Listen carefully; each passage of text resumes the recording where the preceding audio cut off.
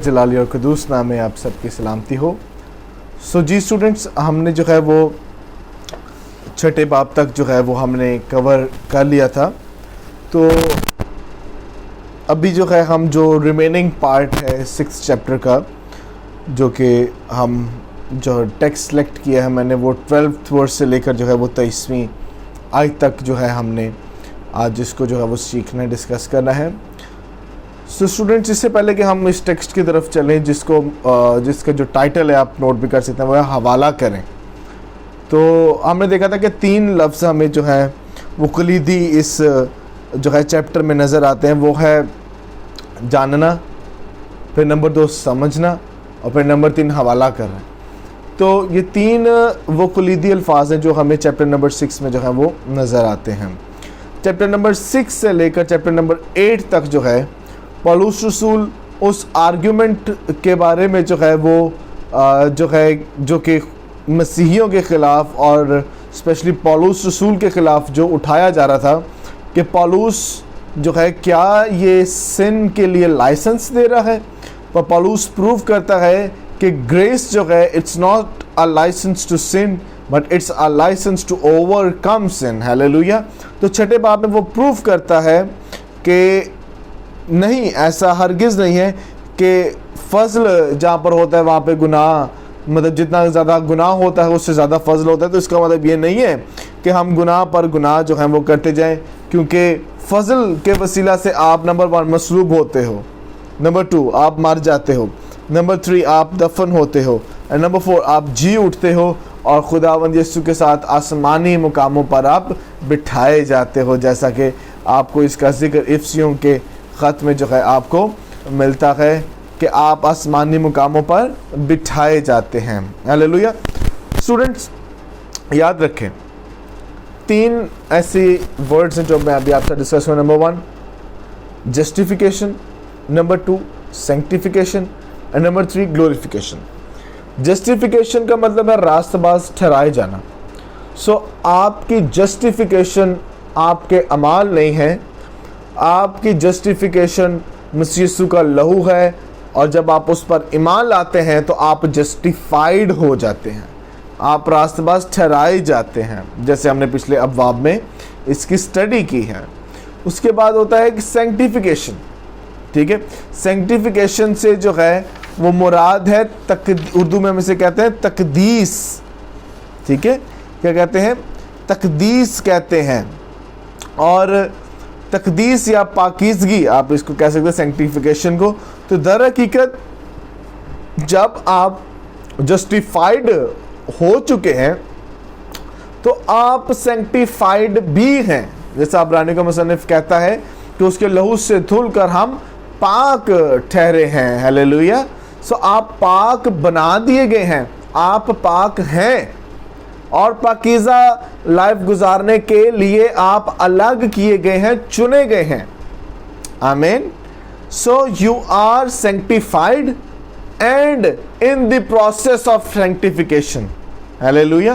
क्योंकि सेंक्टिफिकेशन जो है ये एक जो है ग्रेजुअल चेंज नहीं है, ये आप कंसिस्टेंसी का नाम दे सकते हैं, या आप जिसे कहते हैं कि ये एक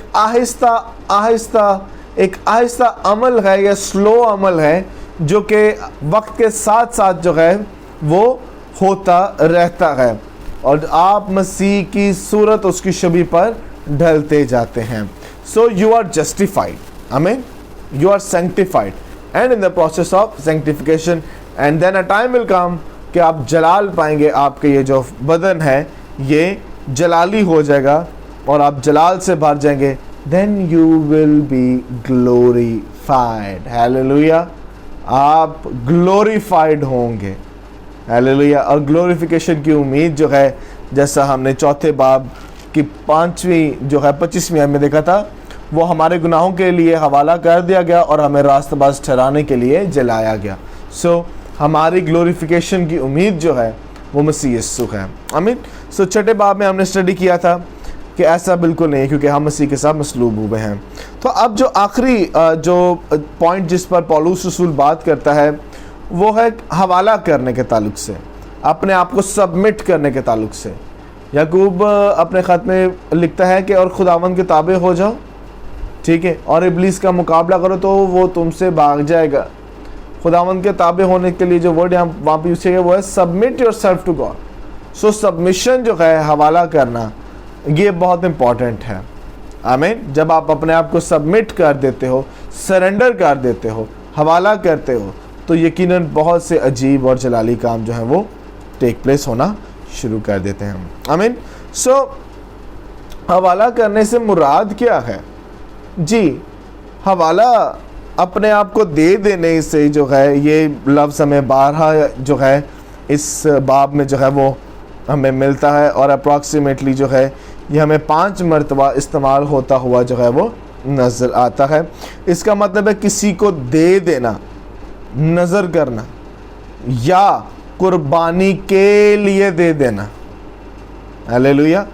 सो ये है। और अहद अतीक में आपको पता है कि बहुत सी कुर्बानियाँ जो हैं वो गुजरानी जाती थी, और खुदावंद नए अहदनामा में आपसे बैलों और बछड़ों की कुर्बानी नहीं मांगता, बल्कि वो ये चाहता है कि आप अपने बदन के नजराने जो हैं खुदावंद के हुज़ूर जो हैं वो पेश करें। जैसा कि 12वें बाब की पहली आयत में आपके लिए पढ़ता हूँ, उसमें यूँ लिखा है, बस ए भाइयों, मैं खुदा की रहमतें याद दिलाकर तुमसे इल्तमास करता हूँ कि अपने बदन ऐसी कुर्बानी होने के लिए नज़र करो जो ज़िंदा और पाक और खुदा को पसंदीदा हो। अपने बदन को ऐसे ही जो है कुर्बानी के तौर पर जो है नज़र करना है जो ज़िंदा और पाक और खुदा को पसंदीदा हो। हालेलुया। सो कभी कभार हमें नज़र आता है कि कुछ लोग अपने आप को सबमिट नहीं करते। एक शख्स था, मैं बुक पढ़ रहा था तो उसमें मुझे ये स्टोरी सीखने को मिली। एक शख्स था जो अपने आप को सबमिट जो है, जिसने अपने आप को मुकम्मल तौर पर खुदावंद के लिए जो है वो सबमिट नहीं किया था, और उस शख्स के बारे में मुझे सीखने को मिला कि उसने मसीह को तो कबूल किया, पर उसने अपने आप को सबमिट नहीं किया, अपने आप को हवाला नहीं किया। जैसे कि यहाँ पे जो है पौलुस रसूल कहता है कि और अपने अज़ा नारास्ती के हथियारों के लिए गुनाह के हवाला ना किया करो, बल्कि अपने आप को मुर्दों में से ज़िंदा जानकर खुदा के हवाला करो, और अपने अज़ा रास्तबाजी के हथियार होने के लिए खुदा के हवाला करो। और फिर वो कहता है आगे वो इसी ताल्लुक़ से जो है पूरे चैप्टर में जो है वो बात करता है। जैसे कि 19वीं आयत आपके लिए पढ़ता हूँ, मैं तुम्हारी इंसानी कमज़ोरी के सबब से इंसानी तौर पर कहता हूँ, जिस तरह तुमने अपने अज़ा बदकारी के लिए नापाकी और बदकारी की ग़ुलामी के हवाले किए थे, इसी तरह अब अपने अज़ा पाक होने के लिए रास्तबाजी की ग़ुलामी के लिए हवाला कर दो। अब यहाँ पे वो ग़ुलामी की भी बात करता है, ग़ुलामी पर मैं जो है इसके बाद आता हूँ। तो हवाला करना दर हकीकत एक तरह की ग़ुलामी है। पौलुस इस चैप्टर में बाकी मांदा हिस्सा उसमें कहता है कि पहले आप गुनाह के ग़ुलाम थे, आपने अपने आप को गुनाह के लिए हवाला किया हुआ था, आपने अपने आप को सबमिट किया हुआ था सिन के लिए, पर अब आप गुनाह से जो है वो आज़ाद किए गए हो, और अब आप रास्तबाजी के लिए जो है वो अलग किए गए। जैसे वो कहता है, क्योंकि अभी इसमें आपके लिए पढ़ रहा हूँ, वो कहता है क्योंकि जब तुम गुनाह के ग़ुलाम थे तो रास्तबाजी के एतबार से आज़ाद थे। जब हम गुनाह के ग़ुलाम थे तो रास्तबाजी के एतबार से हम आज़ाद थे। तो कहता है, बस जिन बातों से तुम अब शर्मिंदा हो उन से तुम उस वक्त क्या फल पाते थे, क्योंकि उनका अंजाम मौत है, मगर अब गुनाह से आज़ाद और खुदा के ग़ुलाम होकर तुमको अपना फल मिला, जिससे पाकीज़गी हासिल होती है और उसका अंजाम हमेशा की ज़िंदगी।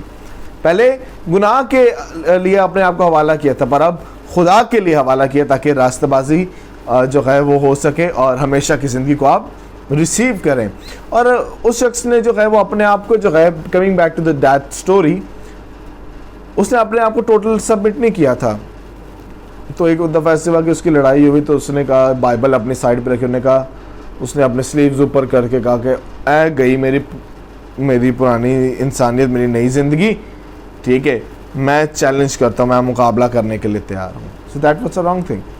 और ये तो प्रैक्टिकल बात है, पर मैं बाइबल से जब बात करूँ, समसून ने अपने आप को जो है वो जिनसी ख्वाहिशात के लिए अपने आप को हवाला कर दिया था, जिसका जिक्र आपको क़ज़ात की किताब उसके 14वें बाब से 16वें बाब तक जो है आपको इसका जिक्र मिलता है।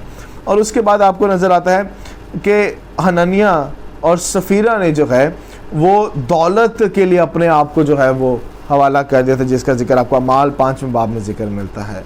So are we totally submitted to God और नॉट?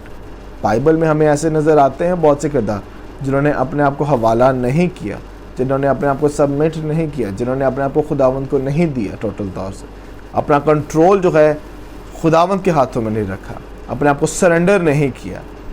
लेकिन बाइबल में ऐसे भी हमें किरदार नज़र आते हैं, जैसे मूसा का किरदार हमें नज़र आता है, मरियम का, हारून का जो है कि उन्होंने अपने आप को जो है खुदावंद के हवाला कर दिया था। फिर सबसे बढ़ के पौलुस रसूल की हमें मिसाल मिलती है कि पौलुस रसूल ने अपनी ज़िंदगी जो है वो खुदावंद के हाथों में रख दी थी, और इसलिए वो कहता है कि मैं ज़िंदा ना रहा बल्कि मसीह मुझ में ज़िंदा है, क्योंकि मैं मर चुका हूँ, मैं मसीह के साथ मसलूब हुआ हूँ, मैं मसीह के साथ दफन हुआ हूँ।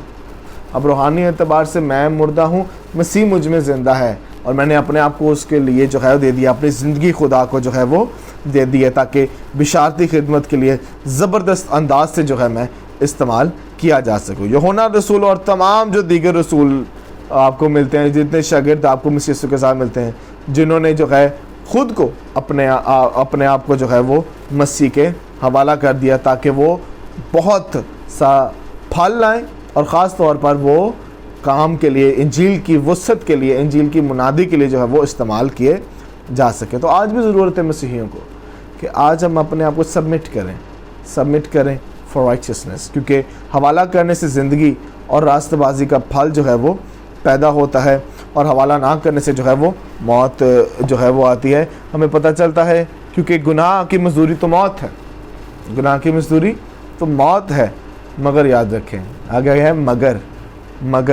मगर खुदा की बख्शिश हमारे खुदावंद यीशु में हमेशा की ज़िंदगी। खुदावंद आपको ज़िंदगी दे चुका है।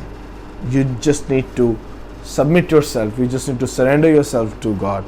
और देखिएगा कि आपकी ज़िंदगी में पाखरू का फल कैसे काम करता है, पाखरू की नेमतें कैसे काम करती हैं, और हवाला करने से जो है, जो आदम के गुनाह के बाइस मौत आई थी, लेकिन खुदा ने अपने बेटे जो है के वसीला से जो है अब हमें जो है हमेशा की ज़िंदगी दी है।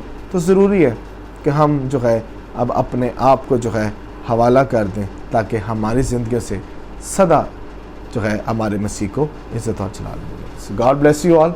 सो we will start chapter 7 in the next lecture. God bless you.